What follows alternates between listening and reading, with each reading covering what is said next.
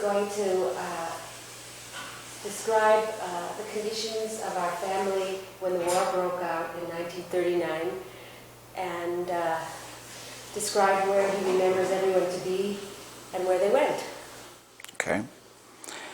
I believe that when we finished yesterday, we were around 1938, beginning of 39, and just to bring to the conclusion the before war years, the biggest thing that I recall happening in 1939 is when Uncle Leo went to Argentina, and we had a party for him in Izbica. I recollect that vividly at night. Matter of fact, somewhere there is a picture of me and being held by Grandpa Abraham. A tremendous number of people. There must have been maybe 100 people at that party, a go-away party for him. To the best of my recollection, it was late at night, and somehow I hung around, and I got into that picture. I do have a picture somewhere, maybe one day. I'll show you guys the picture. So basically, as I previously was talking about the way things were before the war broke out, it was a continuous existence in Stav Novokoski for us, and the other part of the family that was now living in Izbica. So basically, when the war broke out, and the reason I knew that the war broke out is because one day I was right near the house that we lived in. I saw an airplane come by, and one of the bombs dropped, maybe 100 feet from the house, and after a while, nothing happened. There was no explosion, and I ran over there with a few other people, and we saw a big bomb unexploded, and it stayed there for maybe a year and a half until we moved out of there. Whatever happened to it, I don't know. So that's how I got to know that the war broke out, and of course, a few days after that, German soldiers came to Stav Novokoski. I got to tell you, they weren't bothering anybody. They didn't ask for Jews or not Jews or whoever was. I happened to have seen them. They were bivouacking right next to Baba Zisel and Zaidi Abraham's house.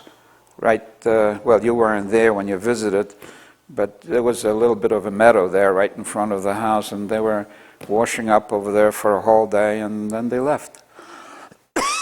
At that point, in 1939, the family was living, the people I mentioned before, such as Aunt Blanche and Baba and Zaidi, and Mibam Dvoire, we lived in Stav Novokoski. Now a new branch went to Izbica, where Uncle Joseph, may he rest in peace, he developed a family, had 2 children, and he was running what one calls a confectionery store, a very lovely confectionery store. He was selling ice cream, delicious ice cream, all sorts of cookies, even a little small fish that he was making little sandwiches on it if you wanted to buy. It was a nice small store. People would sit down. It was called, popularly known in Europe as a confectionery store. Obviously, he was making a living from that. He was always busy there. He was making his own ice cream. I watched him make the ice cream in 1939 when I went for the stay going to Cheder in Tarnagura.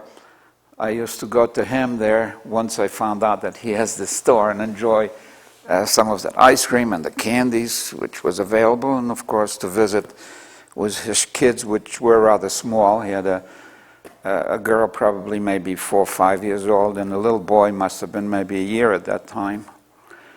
And at the same time, I got to get together with Uncle Moshe's wife and his 2 kids. He had a girl that was as old as my sister, maybe a year younger, and the boy, Tuli, he was a year younger than me. And we kind of got together. So at the outbreak of the war, you have the branch of us that still lived in the village of Stav Novakoski, and you had Uncle Yosel and Uncle Moshe that now lived in Izbice. From what I've seen, they lived pretty good. As a matter of fact, Uncle Moshe had a dairy.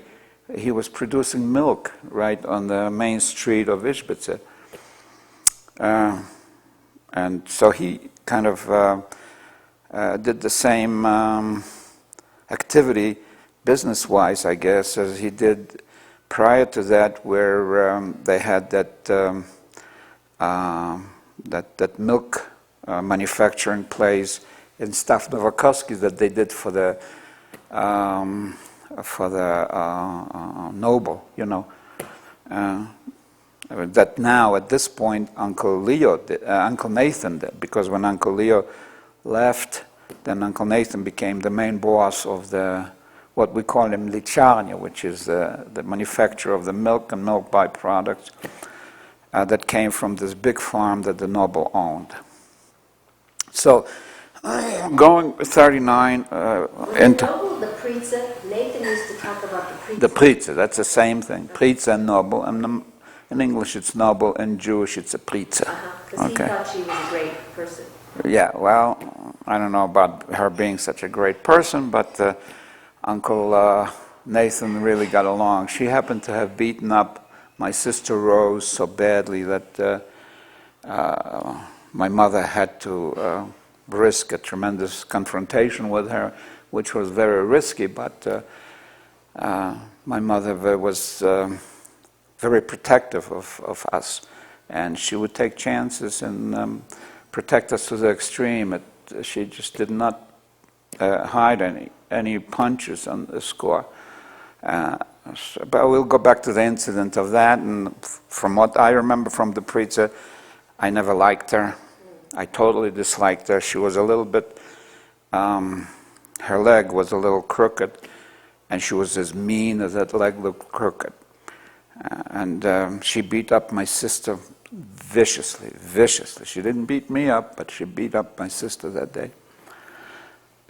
For nothing, practically.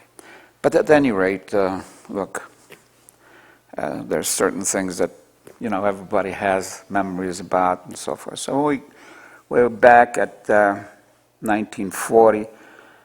Basically, in our part of Poland, and I'm referring to Izbice, Tarnagura, and Zamość, and Stav Novakoski, which was my part of the world. I didn't know any other part of the world of Poland, nor was I old enough to read a newspaper or anything like that, nor could I read a newspaper.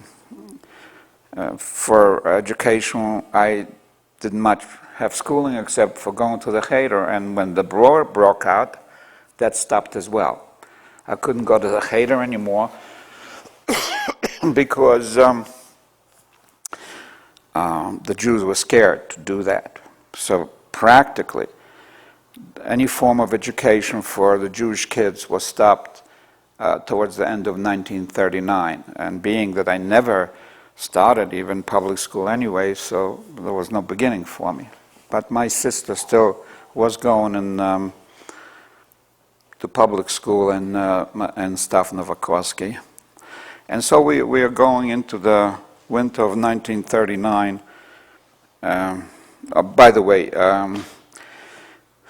there was one other incident that I should tell you about here that we had an opportunity to go to Russia because about 2 weeks into the war, maybe 3 weeks into the war, Russian soldiers came to our part of Poland. And I imagine that's a time where Germany and Russia divided Poland up into two parts. And that was not in September of 39, but in October of 39. As Poland capitulated probably about 3-4 weeks after the start of the war. And Sucha, which was a brother of my father, his name was Sucha, he came to Stav Novokoski and told us to put everything away and just go with him because they're all going to Russia, which they all meaning his brothers and him and my grandmother and grandfather from my father's side. And he asked not only us to join, but everybody else. And he suggested very strongly that we go because the Germans were up to no good as far as the Jews were concerned, and that was our only opportunity to save ourselves. And everybody in Stav Novokoski declined to go for one reason or another. They did not want to participate in that, but my grandfather on my father's side and my grandmother on my father's side, and their whole family went to Russia, and of course they survived the war that way, including Sasha serving in the Russian army and Uncle Yosef serving in the Polish army, and Uncle Chiel and Uncle Hirsch dying in the Bialystok uprising in 1943. So that was the fate of them. I want to mention that because after that, when the Russians withdrew, Izbica was under control of the Germans, and even though we subsequently moved to Izbica, it was under total German control, and I no longer had the privilege and the opportunity to go to my grandparents in Tarnagura to study or anything like this. And as I said, there was no opportunity to study. So as you go towards the end of 1939, we had to move out of our apartment. In the beginning of 1940, we had to move out from our house because the farmer that rented to us no longer wanted to have Jews living by him, and no one else would rent us an apartment in Stav Novokoski, so our only choice was to move to Izbica. And from that point on, which is the spring of 1940, until the spring of 1941, we started living in Izbica. Now, at that point, Izbica was not a ghetto yet. It was the same town that it was before, 90% populated by Jews. The only problem the differences that started to show up when I got into Izbica, which was in the spring of 1940, was that the activities of the Jews was very much curtailed.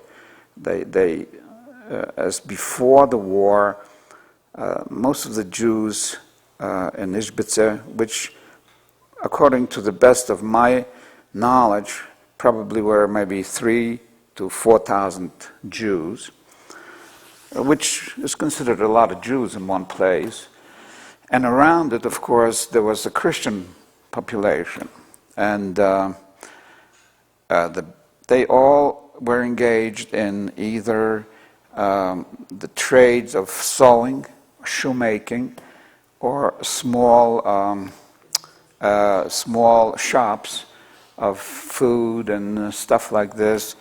There was what you call a drugstore, which Bielovich and his family, you know Bielovich, don't you? Philip Bielovich, you haven't heard about him?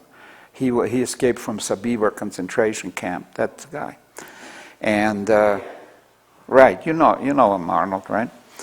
And they had the drugstore on the main street of Izbice. Yeah, you were in Izbice, right? So you remember the main drag of right in the middle, right near the place where there used to be what they call the Yarmark, or a farmer's market, which they changed around when you were there. And We just saw the train station. right, well, it's after the train station.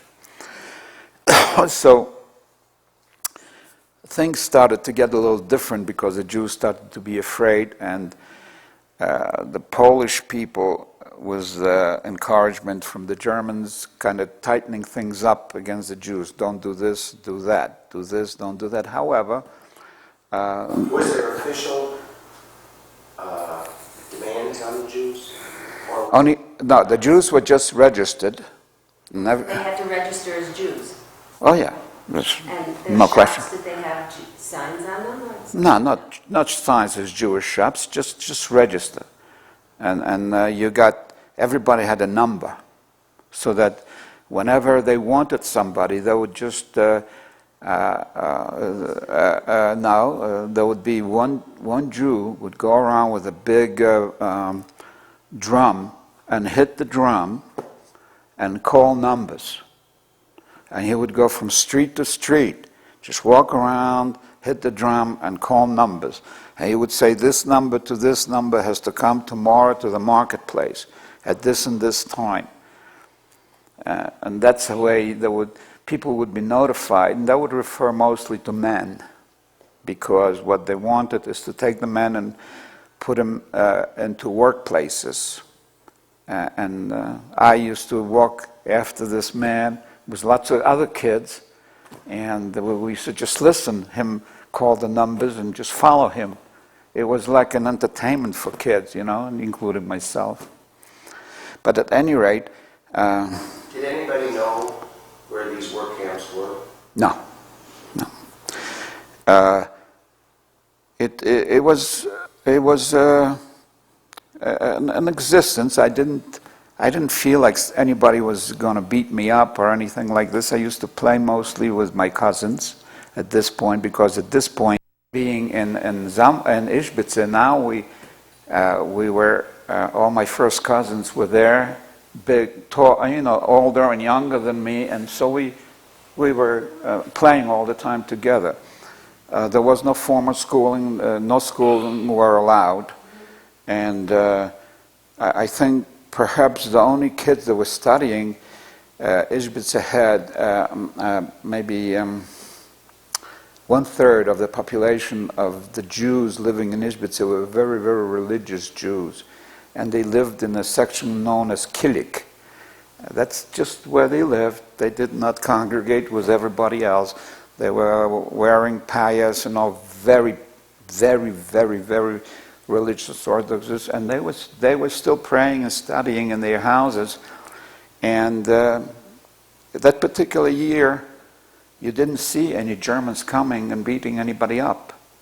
The only people you had were Polish police, who became Volksdeutschen. Volksdeutschen means like converts to become a German, and they had the authority, and together with the creation of what was called the Judenrat, which is an advisory of the Jews, so that the Jews would do the things that they wanted to be done. They kind of ran things. So now, but I'm referring now from the spring of 1940 into the year 1940. Nothing unusual was happening, except for the fact that my father and Uncle Josel and Uncle Moshe were conscripted to a work camp. They were called out in this way? Yeah. I thought they didn't volunteer, they were called. No, they were called. And there was a penalty for not going, and I don't know exactly what the penalty was, but I quite assure you it wasn't a pat in the back. So they went, and they were in that camp for a while, and You never knew where it was? I don't know where it was, but perhaps somebody that's older than me might have. Yeah. They passed away now, and I tell you, I don't remember where it was. I remembered the name, but I was mentioned the name, but I never really. It wasn't like Sobibor before it became No, a no. concentration. I don't. It possibly they were working in Sobibor, but Sobibor didn't become a concentration camp until at the end of '42. Right, But possibly they were building. Possibly they were building the housing for this particular camp. It could be. Okay, I really don't know. But I know this, that at a given point, my mom and Uncle Yossel's first wife, What was her name? Reisa, and Esther, who was the first wife of Uncle Moshe, all went there To the board camp? to the camp, and somehow they put together enough money. I don't know where the money came from. Perhaps other Jews contributed or whatever. They paid off, and they brought back all three of them. That's a totally different story than I heard. You heard that he escaped? I heard he escaped. He told us that he escaped. No. Under fire. Who did? My father. No. They That were he and Morris made up a time when they were supposed to get water. they were bought out. As in 1940, you could buy out with money with the guards. They weren't guarded by Germans. They were guarded by Poles, Ukrainian, Latvians, and all that. 100%. I remember my mother going He with. escaped from somewhere else.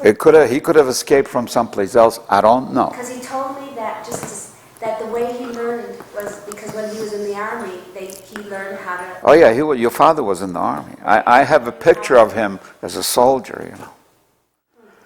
So but I can tell you that I remember my mother going there with the money, and you know, even as a kid, I always was aware of money.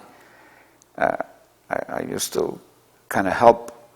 If there was any money, I used to count it, even though I didn't go to school, but I used to count the money, and I used to hide the money sometimes. Somehow, I was just pretty good at that. And I do know that they were bought out. They went several times to that camp until they organized all that. You know, my mother and my aunts. That wasn't done in one trip. At any rate, they came back. And the year 1940 then. This was after just months? Yeah. I don't remember whether it was perhaps 4 months, 3 months, 5 months, but it was from the beginning, from the spring of 1940 until the latter part of the summer of 1940. Okay. And they came back, and we stayed we lived in Izhbitz at that time. What did my father do to try to make a living? He used to go to the villages here and there, and I tell you, I really don't know how we were able to really economically survive there, but I don't recall being hungry in 1940, and also don't recall Uncle Joe's family not having any food or anything like this, nor do I recall Uncle Moshe's family not having any food. I mean, there was something to eat. As a matter of fact, there was Friday night, Shabbat, the candles were lit, albeit you had to cover the windows so that the Poles wouldn't throw anything or come in and beat you up, so everything was covered up. But now Saturday did not go to shul anymore. The shul was off. It was there, but nobody went to shul because everybody was scared that they were going to get beaten up, shot at, or killed, or whatever. It was no security as far as that's concerned, and all these kind of activities were totally discontinued. The only social structure that existed, a social structure meaning to me where people would get together, was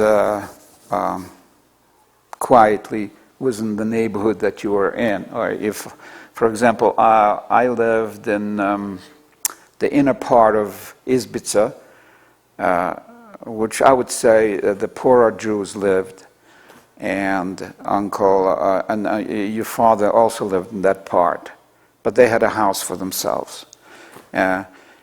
Whereas Uncle Moshe and his family lived on the main street, where you, by that railroad station that you saw, that street goes straight up to Lublin and straight down to Zamość, and that was the main thoroughfare of Izbica.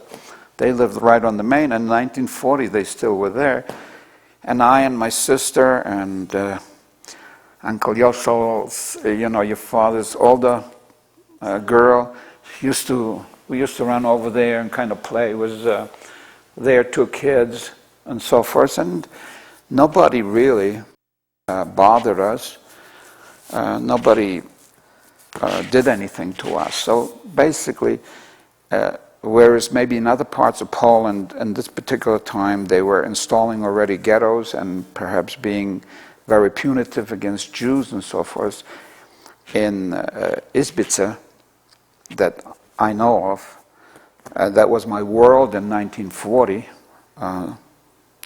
we did not have these kind of things. As a matter of fact, Saturday, nobody was doing anything. Everybody was in the house, because it was still, no matter what, Jews observed Sabbath in those days. And I remember Saturday night, we used to go walking on the main thoroughfare, and nobody came out to beat us up. Okay? So basically, it was uneventful. We were frightened, no question about it. Another thing that happened to me in 1940 was, I don't think the Germans did this deliberately to me.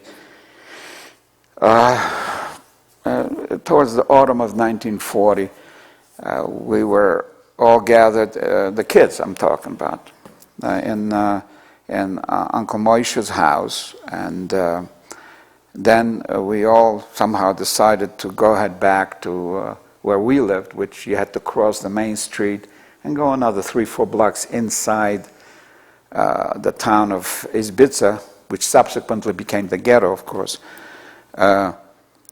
And we were suddenly we saw the German going on motorcycles straight through towards Zamość, and there must have been hundreds of them. We were just waiting on the corner for them to pass by. And suddenly, I thought I didn't see anymore, and I kind of stepped out, and the German on the motorcycle just stepped in front of me and cursed in German, and I stepped back. So that gave me a clue not to walk, because there might be more coming. And I'm looking, and nobody came, and then I took a step, and the next thing I wake up on the bed of in Uncle Moshe's house. And everybody's standing around me. I wake up, and what happened to me? I got hit with a motorcycle. Went up in the air and down, they told me. And that's how I was out.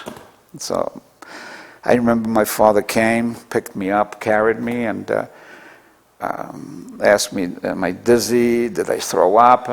These kind of looking for traits of what happens when you get hit in the head, and obviously nothing happened to me, and so this day passed by, and that's the only time in 1940 that I had the incident that I recall vividly that would happen to me, as far as being accosted by the Germans. Otherwise, there was nothing there that would suggest tremendous harassment or beaten up or so forth. Now, it could be that other people were arrested and so forth that I wasn't aware of, but to the best of my recollection, I can't recall that. And however, as 1940 progressed and going into the winter of 1940, things were getting kind of more tightened up.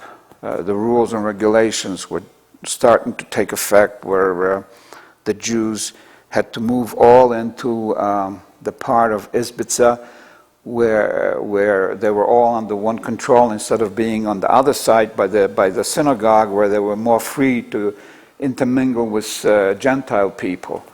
And more of the Jews had to move into the tight site where all the Jews were in one place, which... Did they live? In homes, in houses, or rooms, or what was it?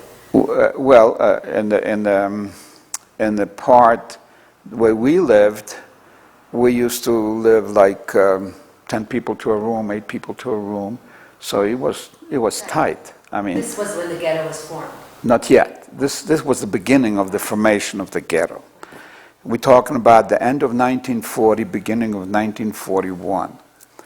And so the Jews that lived outside of the side that was congested with the Jews had to join in. And most of the businesses that they were running, where the farmers market was and so forth, was now being taken over by Gentile people. So is that what happened to Morris and my father? No. Your father's confectionery store was on the side, on the front side of where the Jews lived. The front side. In the back of it all was Jewish. So that side was not affected. There was a right side and a left side. The left side and the farmers market side was affected, and where the synagogue was affected. So effectively, all the Jews were shifted into the right side of Izbica, all congested under I'd say you can imagine to be within about 10, 12 blocks, which I guess they planned this ghetto how they were going to do it, but it wasn't time yet to do a ghetto, because in 1940 into 41, there were very few. I think the only ghetto that was around was in Lodz, that they formed a ghetto right away. But in other towns, not in 1940, and in the beginning of 41, it was the beginning of formation of these things. So as far as I myself, and my mom and my dad and my sister, the decision was made, and I wasn't asked about it, to get out of Izbica. And so in the spring of 1941, we moved back into Stav Novokoski. So when we moved back, we left in Izbica your father and Uncle Moshe and their respective families. Okay? I thought they weren't renting to Jews. How did they get a place if they weren't renting to Jews in Stav? Well, I'll come to that.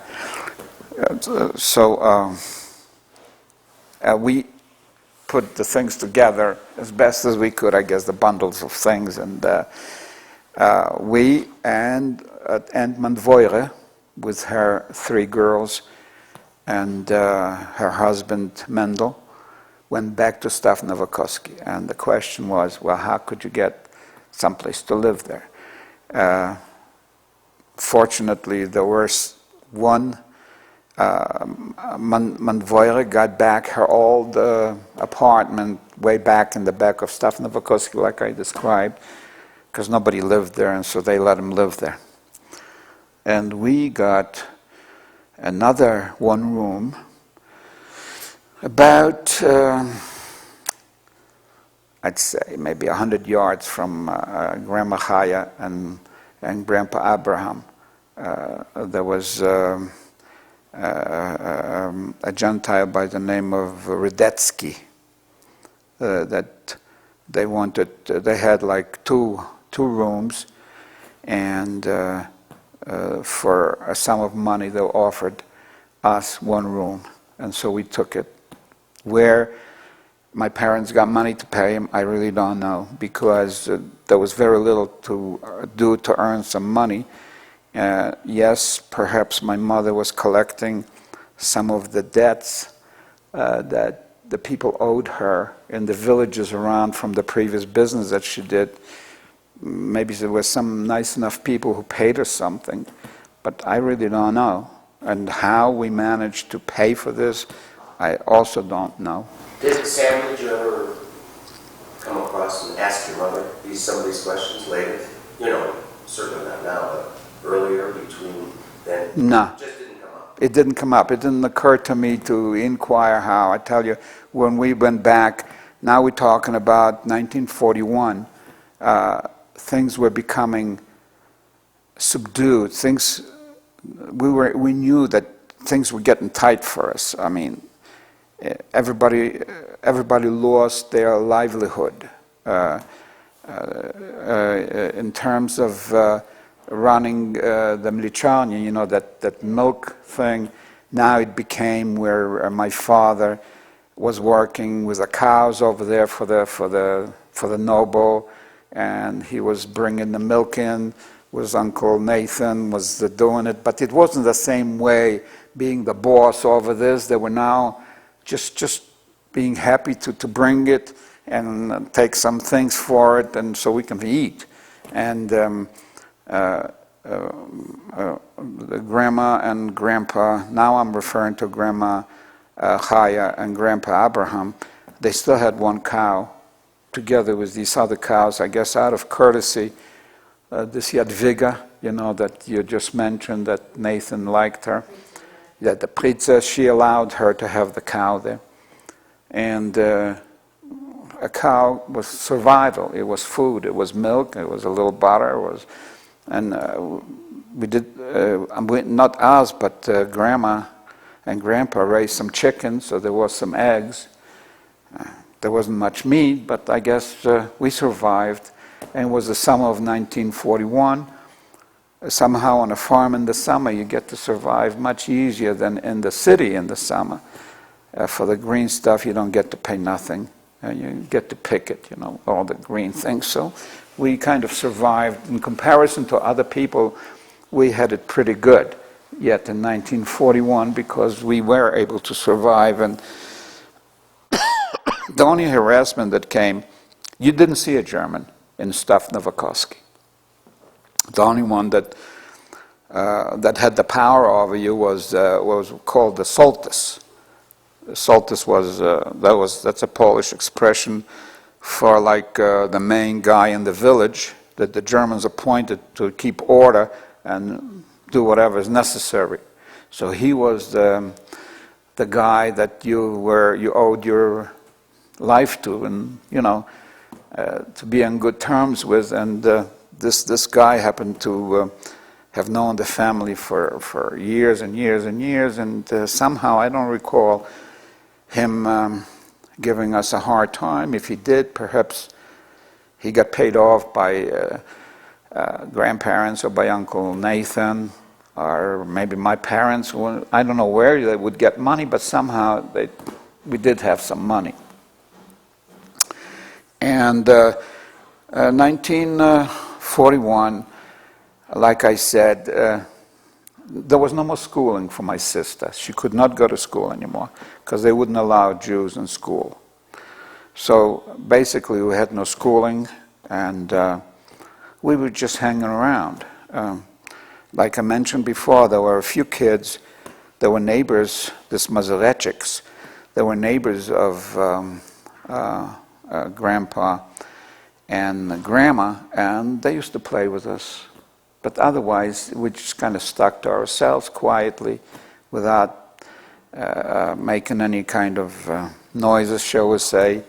And as far as going to Kolonia, back to the synagogue, couldn't go anymore, because if you would try to do that, the chances are you would have been beaten up on the way there. And we just could not risk that. So we just hung around and tried to survive as quietly as possible. I used to go. Now, Grandpa Abraham used to be sick, you know. I think he had asthma.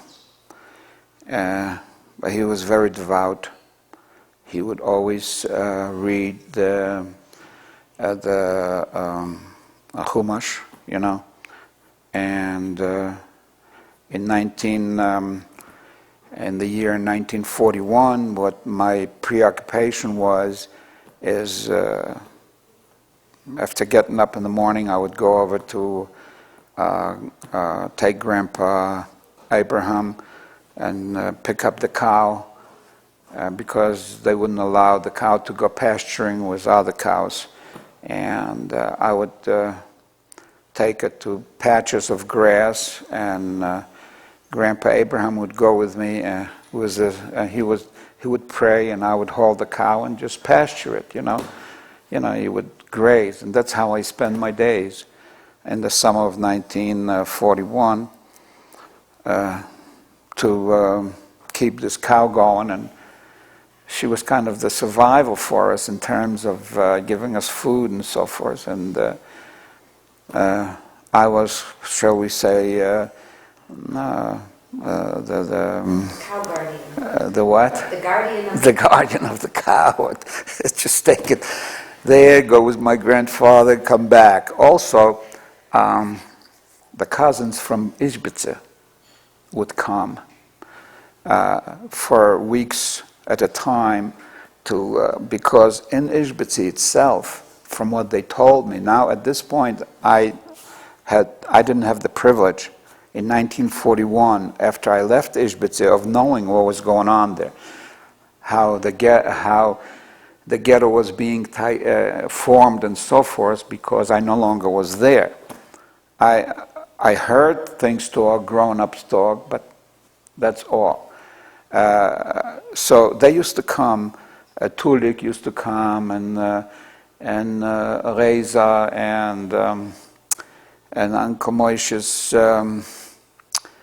bigger girl. As a matter of fact, we have pictures of them that we were together in 1941, and they used to stay maybe 2, 3, 4 weeks at a time, and then go back to Izhbitzer. So that was part of getting together with the family, and when they came, they kind of said that it was getting worse and worse in Izhbitzer, to be in Izhbitzer. And of course, they could have come to Staff Novokoski, but somehow they just didn't come. Why they didn't come, I don't know. I wasn't involved in knowing just why they wouldn't come. Did I question my parents why they didn't come? No. When they came, we were very happy. The kids played together and so forth. And sad when they left. But I must tell you one more thing, that even despite the fact that the war was getting tighter for the Jews there, and this total situation was kind of getting all a little tighter, and you felt fright. But however, it just happened so that as a kid I had a pretty good voice singing, and I was taught, and I learned all the romantic songs, and in Polish now. Some Esther, and some from the other Polish people taught me, and they used to. Now, your mother used to come once in a while to visit us also. Not that often, but I remember her coming, She liked Leo before she went Yeah. with Leo. Right. I don't know what their relationship was, or how they liked each other, or dating, or what have you, but I do recall her coming in 1940 and 1939. Now, what had happened is that what one calls the youth meaning like Uncle Leo, Uncle Leo, Uncle Nathan, and Esther's, her brother Ephraim, No, Ephraim. She had a younger brother, Ephraim. I think Freddie is named after him. Philip, now he was married. He had 2 daughters, and a few more. They used to get together, and they used to take me, and we used to go to the meadows, into the woods, kind of entrance of the woods, and there were blueberries in there too. It was called the Piask Woods. You had to go through a little bridge, the railroad bridge, and so forth. And they used to take me, buy me plenty of candy. Somehow they had candy, and chocolates. and they asked me to sing for them. And I used to stay with them, I used to sing for them. And not on one occasion, I used to do that in 1940 and 41. I used to do that maybe on a dozen occasions. And they had a pretty good time, even though the war was there and things were getting rough and this, but they still socially kind of had this kind of get-together, and I was part of their get-together, and I was a little boy. But somehow I kind of fitted into this, and I don't know, just got into this. And I used to sing a lot of songs for them, and they always, whenever they used to catch me as bad as things were, sing us a song, Shloimeh, you know, and I would sing them a song. And I knew all these songs, you know. I remember them until today yet, you know. So that's the kind of a good part of what I would say, how I would spend a little change of time for myself. Instead of being all the time kind of, either you had a chance to play with the kids a little bit, or maybe with the cousins when they came to see us in 1941 in Staff Novokoski. Otherwise, my whole world was my grandparents, really, and my parents to whatever degree, you know. And I spent a lot of time, of course, with my grandmother, Chaya. She still cooked, and she still baked, not as much as before. I guess there wasn't as much of that ingredients available to do all these things because she didn't do as much. But we did have some of it. We no longer celebrated Shabbat because we were afraid, 1 and 2. I don't think there was enough of the stuff necessary to have Shabbat dinners, and meat was very scarce, even though we were on the farms, and there was no shoichet to come and slaughter the chicken in the prescribed manner, and grandparents would not eat anything that was not prescribed in a kosher way. They just wouldn't. So things were different in that respect. So basically then, 1941, I no longer could, whereas before, for example, in the wintertime, we used to kind of have fun sleigh riding with other kids and things of that sort that one does in the winter. Now we had to stay to ourselves. I and my sister couldn't join the other kids because the minute you do, you were called Jews and maybe try being accosted and so forth, but not beaten up, not really beaten up. But we stayed away because we saw that that's just not permissible for us to do. So we were quietly living, trying to be out of the way. Okay. I have a question. As the situation deteriorated for the Jews, did it also deteriorate for the Gentiles? As far as you know. As far as I know, in 1941, for the Gentiles, nothing was deteriorating. As we go along, things deteriorated for the Gentiles, but not in 1941 yet. It wasn't. It was deteriorating at a tremendous, rapidly rate for the Jews, but for the Gentiles, not as much. A little bit, perhaps, in the big towns, but not in my surroundings, no. So now we're in 1941, and like I said, things are getting a little tight. Now, I'm not aware of what was happening in Ishbitzer, just how things were getting rough over there. The only thing that I got back is that the Uncle Moshe's and Uncle Yossel's families were trying to see if they could come back to join us in Staff Novokoski, and for some reason they didn't. So you're going into the end of 1941, and we are now living with that Polish family, the Radetzkis, and now we're going to 1942. And in 42 becomes a tremendous change in terms of what Jews are allowed and what they're not allowed to do. As far as I'm concerned, at that point we became like practical prisoners, really, and being not prisoners, but really prisoners. You couldn't go to Izhbitze anymore. You couldn't venture really out of Stav Novokoski because I was told any place you go, you would risk death. But at the same time, we weren't told to go to any place in one place and into a ghetto or anything like that. There were so few of you. Right. So we were already in the ghetto, no? Well, we weren't in the ghetto in Stav. We were in Izhbitze. There was something else. But in Stav Novokoski, our own little family, we just hung around without trying not to annoy anybody and trying to be invisible, really, so that the people would not even be aware that we are here to chase us.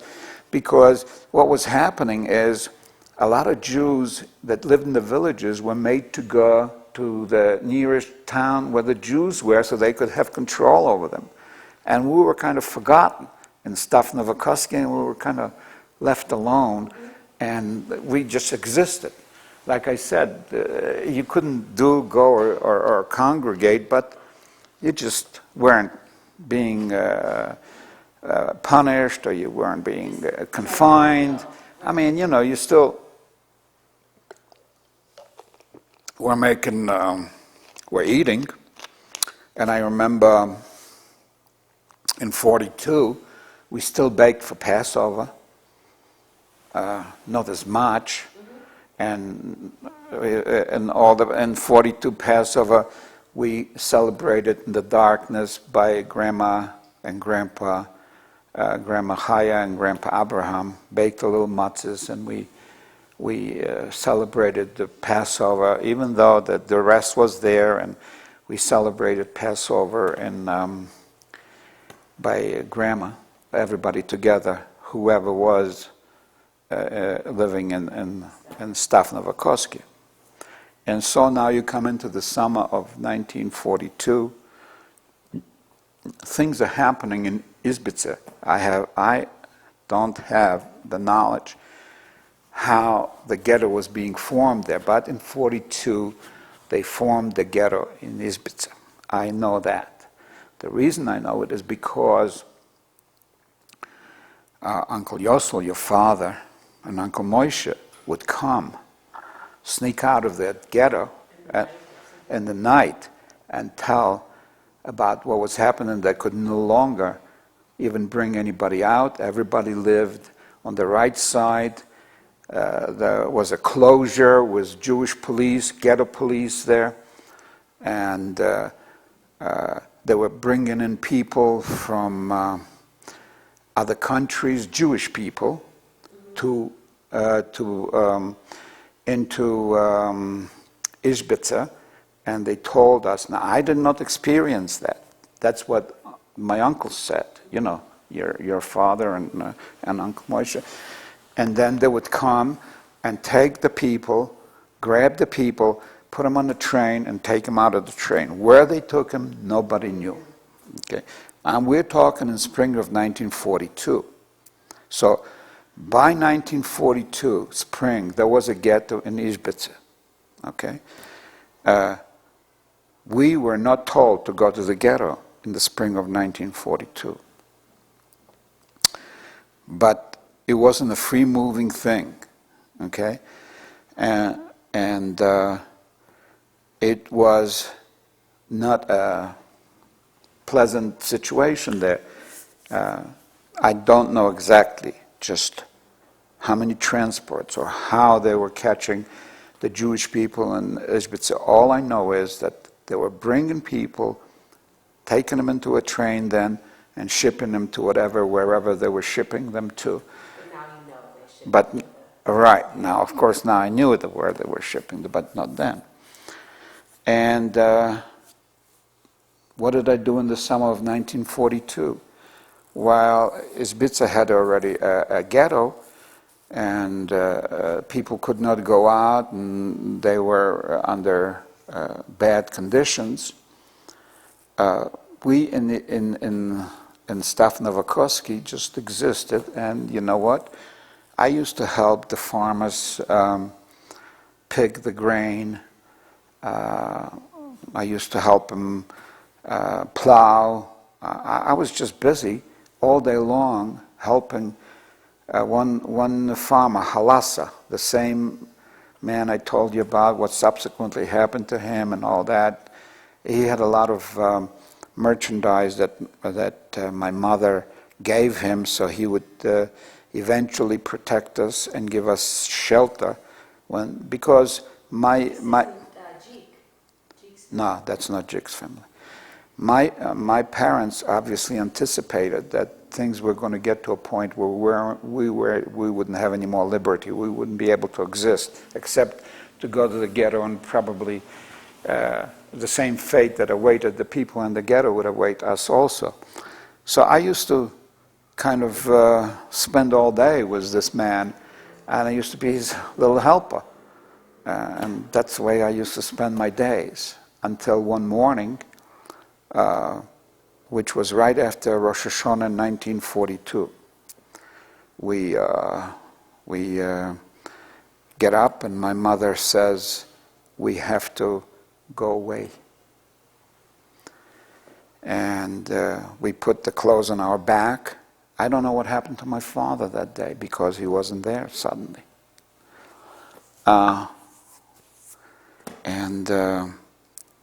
We start walking. It was nothing but maybe a block from Grandma Chaya and Grandpa Abraham. That was the day, the last time in my life that I saw them. And we said goodbye. And they said, I'm sorry. They said, "You are young. Why don't you go save yourself and don't worry about us?" And I remember I was walking, and they walked to the point that they were ordered to be gathered, because all the Jews, suddenly I saw, were coming from all the villages and walking towards Izbica, where the ghetto was. And it was very sad to say goodbye. But my mother took us, me and my sister, and we hid for the day under a scale where, they used